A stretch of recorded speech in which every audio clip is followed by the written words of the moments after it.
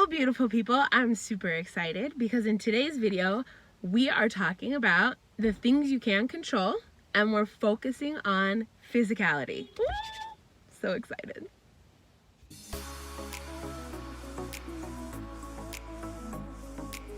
Okay, so there are 4 big things that I think are extremely important when it comes to physicality, when it comes to us remembering about our physicality. So the first one is that we only have one body. Our body is finite. We are not going to live forever, and it is really important that we take care of the body that we've been given.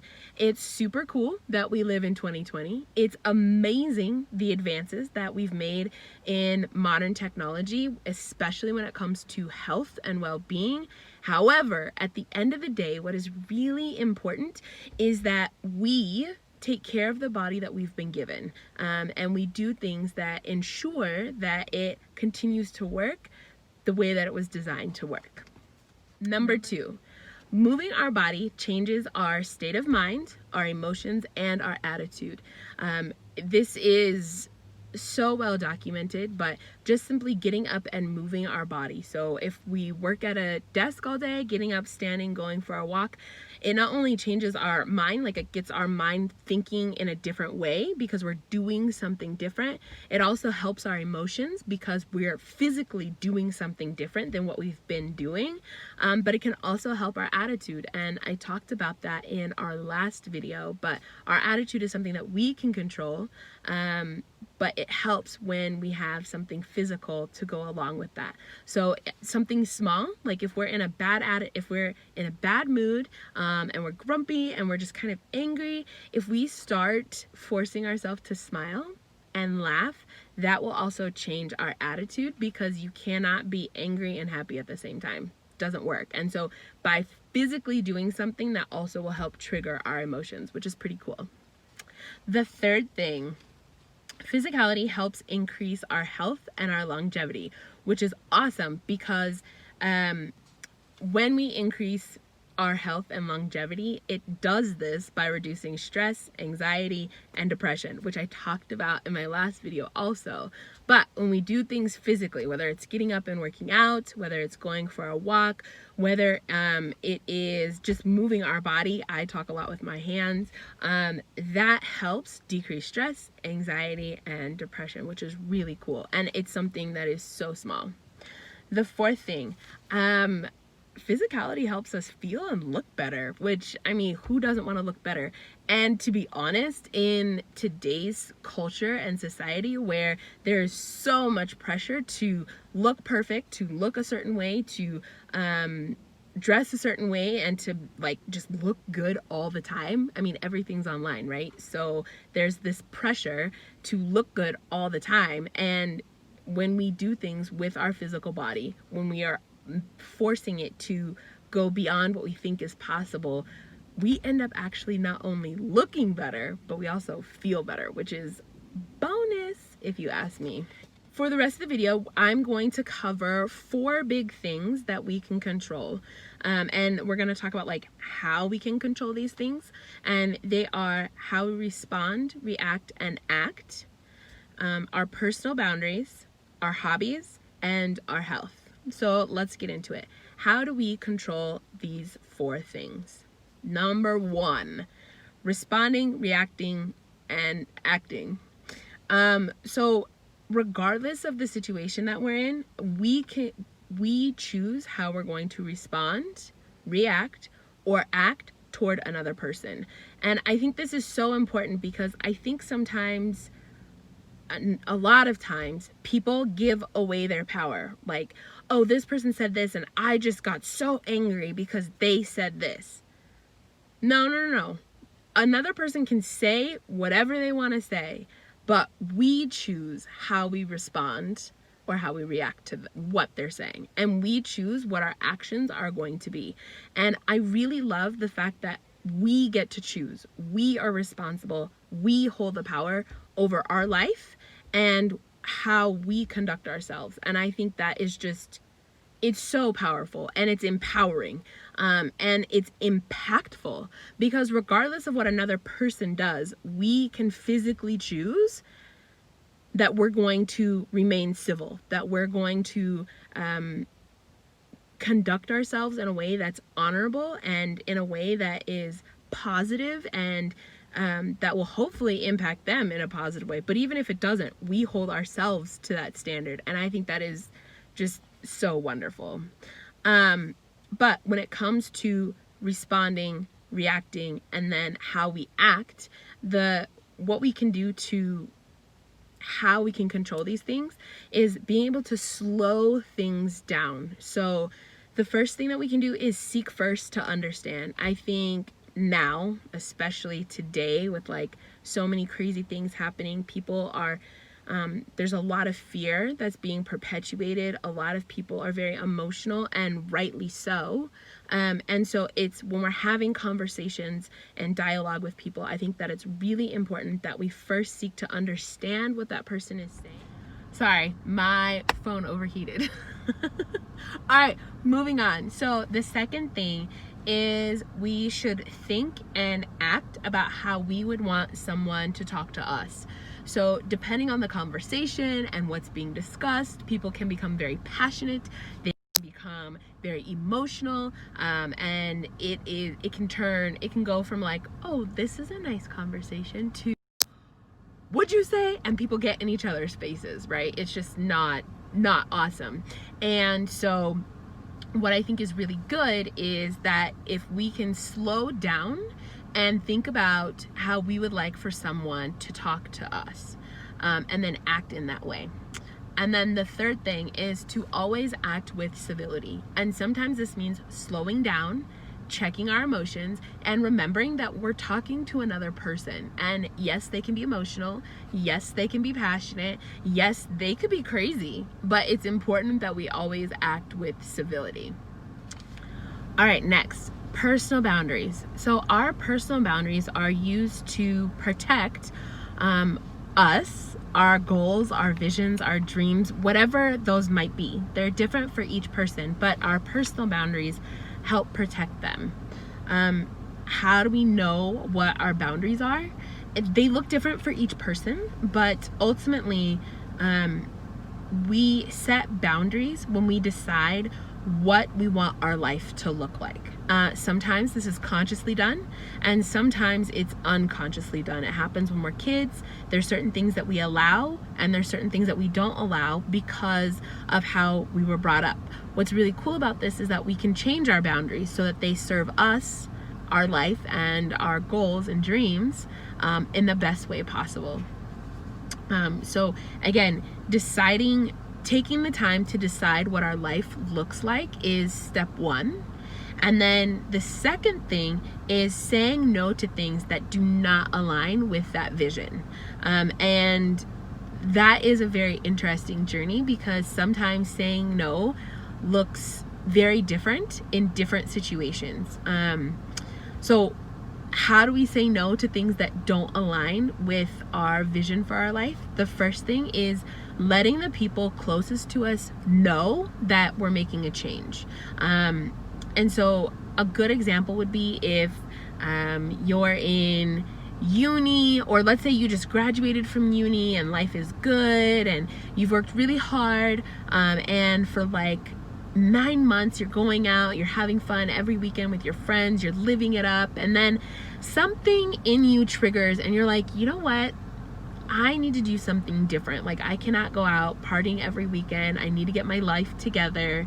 And so you let your friends know, hey, like, I'm not going to be going out every weekend. I really need to focus on whatever it is you want to focus on, because this is the next phase of your life. And you've let your friends know, and that's a really good thing, because now it's out in the open. And when you start saying no to going out, start saying no to going and drinking, start saying no to late nights, they're gonna know why.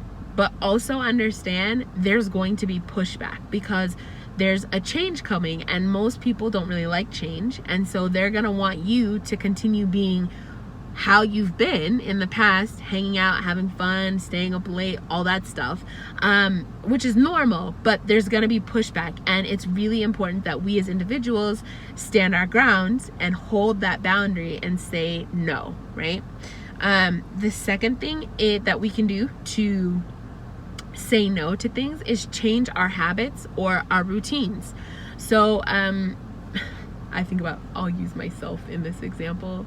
When I decided to really get serious about making money moves and getting myself in a better financial position, one of the things that I had to do was just stop spending randomly. Like I would shop just to shop. It was ridiculous. And when I made that decision, one of the things that I did was I changed the way that I drove home, because I would drive past a mall every day and I wouldn't always stop, but I would think of something that I could need. I'd be like, oh yeah, tomorrow I'll go get that. Like I didn't actually need anything, but seeing the mall triggered me to think, what do I need to go buy, or what do I want, or is there something that I'd like to give someone, something like that.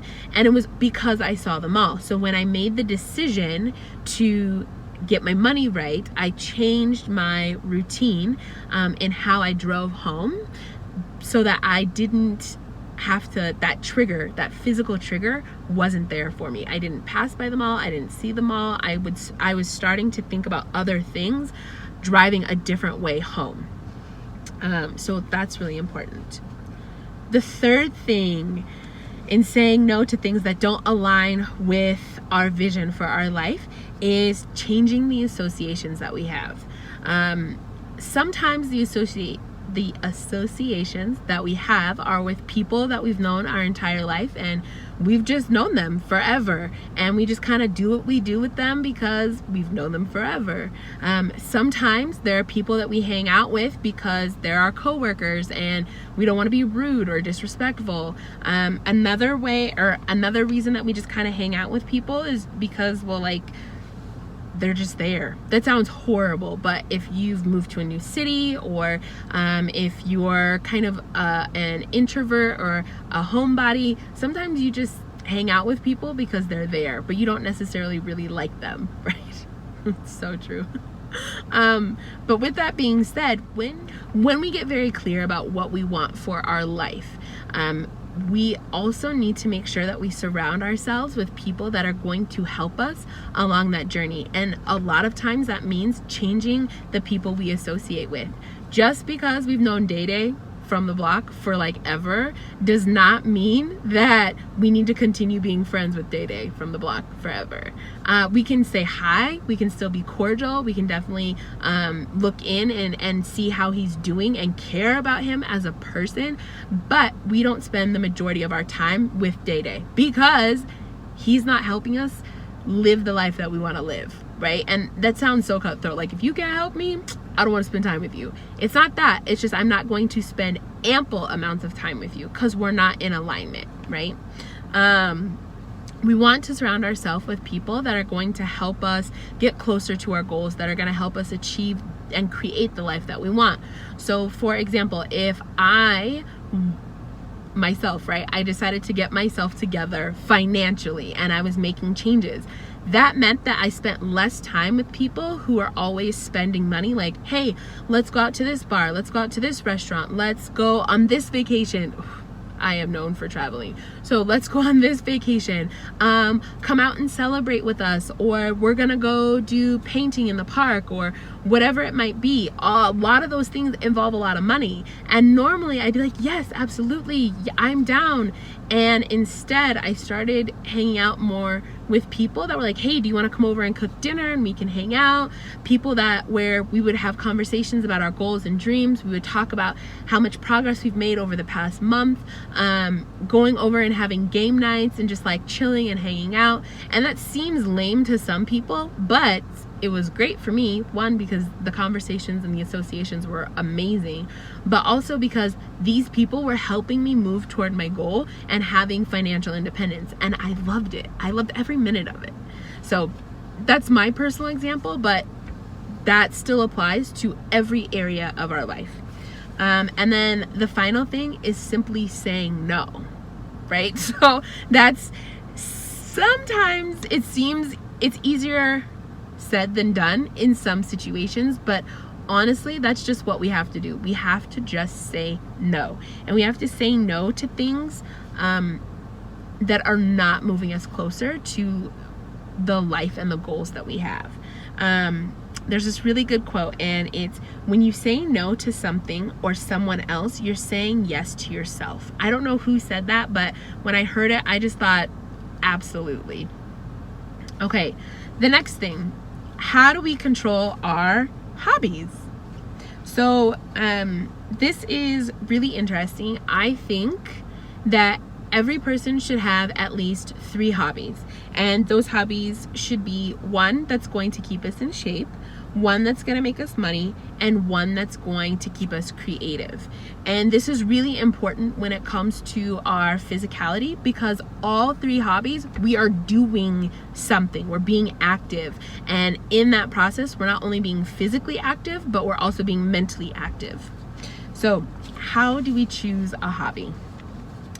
The first thing I would suggest is sit down and write a list of things that you would like to try, or things that you want to do but that you might be too scared to do, right? So and write down, there are no limits, right? It could be your deepest, darkest secret, like I want to go skydiving, or I want to I'm trying to think, I want to go climb the Himalaya mountains, or really I would love to spend like 2 weeks all by myself in isolation. Everybody has something, and that's something like they really want to do, but write down a list of things that you want to do, things that you want to accomplish, and some questions to help in this area, to help you kind of gain more clarity.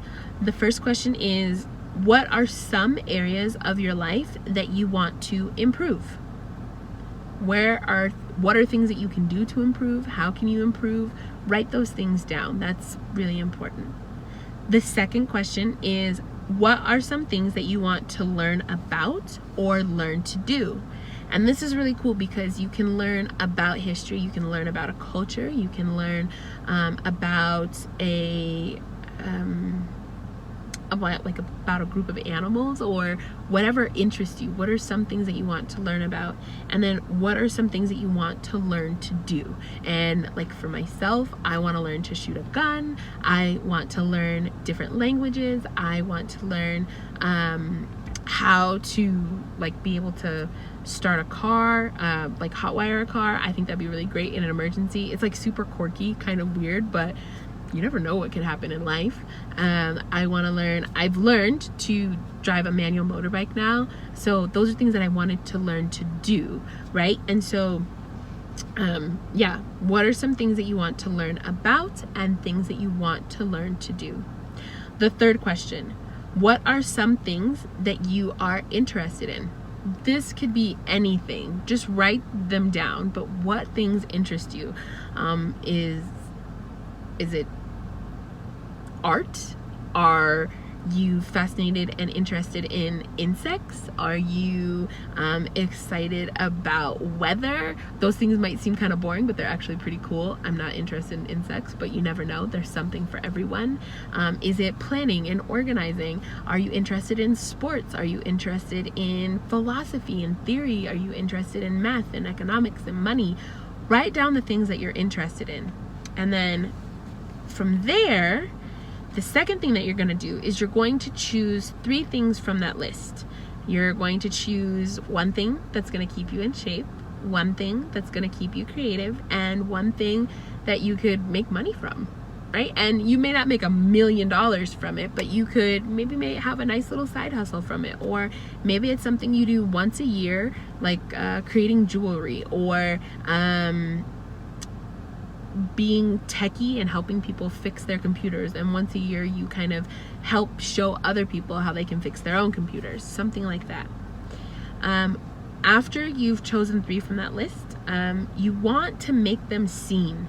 And what I mean by this is put them up around your house. So whatever the 3 are that you've chosen, write them down and put them on a sticky note, put them on a regular piece of paper, hang them somewhere where you're going to see them on a daily basis to remind you, like, hey, I need to start doing this hobby. I should start creating this thing and making it a part of my life. And then you're going to choose one of them and begin doing it. So like in my case, I want to be fluent in Vietnamese. And so I've started by practicing, and I found a practicing buddy, and this is something that I've worked on, and that is something that I'm interested in learning to do, and it's also something that's going to help me make money in the future, right? Finally, give whatever thing you've chosen time and be consistent with it. When we learn something new, we're all really bad at it at first. Very rarely is someone amazing at first. Everyone tends to kind of just suck the first time. So whatever you're working on, whatever you're practicing, continue and stay with it for a significant period of time. I would say to start out, at least 90 days. See if you like it. If you don't like it, let it go. Even if it's, give yourself 90 days. And then after that, decide you're going to stick with it for a year, because you're learning something new.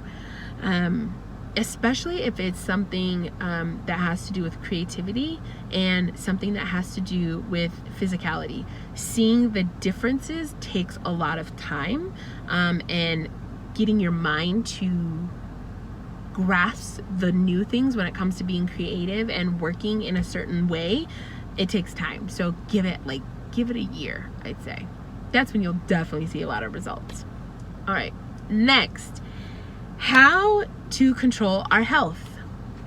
So this one is really interesting because there are some things that we can absolutely control when it comes to our health, and there are other things that come up that we can't control, and we have to figure it out.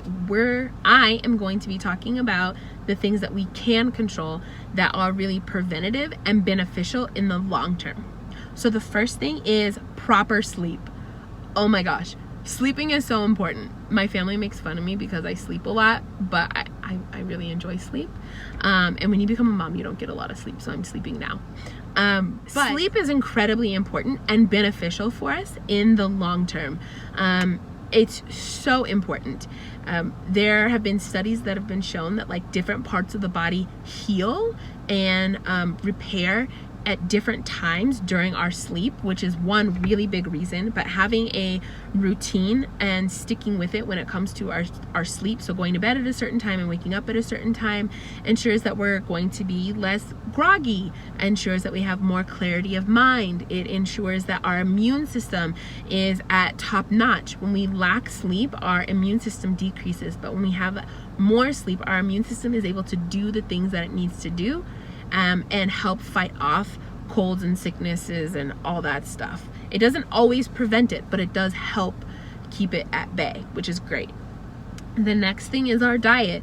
This is different for every person. This is something that you'll have to talk with your doctor about because it's different for every single person and in every situation. But our diet plays a big factor in our health. Making sure that our inside is as clean as our outside is really important, and that comes down to the things that we eat. Also, making sure that we're getting the nutrients and the vitamins we need comes down to the foods that we're eating. We can supplement them, but the best way for our body to absorb these things and to get the most nutrients and vitamins so that it operates on the inside at the best capacity is by the foods that we eat. I feel like, okay, the next thing is exercise and movement. So I talked about this kind of throughout the video, and I'll make it quick, but in our modern society, a lot of people have jobs where they don't have to exercise or move a lot. Most people work in an office, a majority of people work in an office, or they work doing something that's stationary. Like if you're a security guard, you may not be in an office, but you're just sitting, watching, chilling, making sure things don't go down, right? And it's really important that we do something every day to have movement within our body. So whether it's getting up and going for a run, or walking, or playing a sport of some type, going to the gym or riding a bike, those things are really important for our physical body because again, whoa, they are emptying the trash. Again, if we don't use it, we will lose it. So, and when we use it, we need to use it optimally so that it continues to build and get better. The next thing that we want to do is we want to decompress and clear our mind. This is really important because there's so many crazy things happening around us that, again, we are responsible for what happens with ourselves. But this helps us to, when we slow down, when we slow our mind down, as I'm going to slow down in speech, we are able to focus, and those things help us physically. Again, those help reduce stress, anxiety, and depression. So we're able to do these things, slowing down our mind, focusing, and praying. All of those things help us physically, and we're able to do these by journaling, which is great. I absolutely love journaling. That's effective because when we're writing things down, our mind has to slow down from however fast it's going to the speed at which we write, which is really beneficial. So it slows things down, and then it also helps us complete our complete our thoughts before moving on to the next one. A lot of times when we're in our mind and we're just like going from one thought to another, sometimes we don't even finish a thought, we are already on the next one. And so journaling helps in two ways. The second thing is meditating. When I'm talking about meditating, I'm talking about deeply and carefully thinking about things. And this is really good because it helps us to look at different aspects of a situation in a non-judgmental way, but it gives us options about like, what do we want to do if this? What if we want to do if that? And how do we do X, Y, and Z? Those things are really important. And then the last thing is prayer. This honestly is just having that conversation with God and being able to really let things go. Honestly, prayer is bomb.com. It's amazing.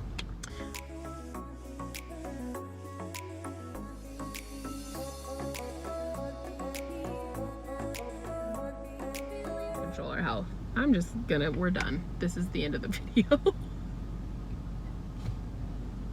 You guys, they're emptying the trash right now. I am stumbling through my words and didn't realize that was the end of the video. I thought I had more on my list. I'm a hot mess. Oh well.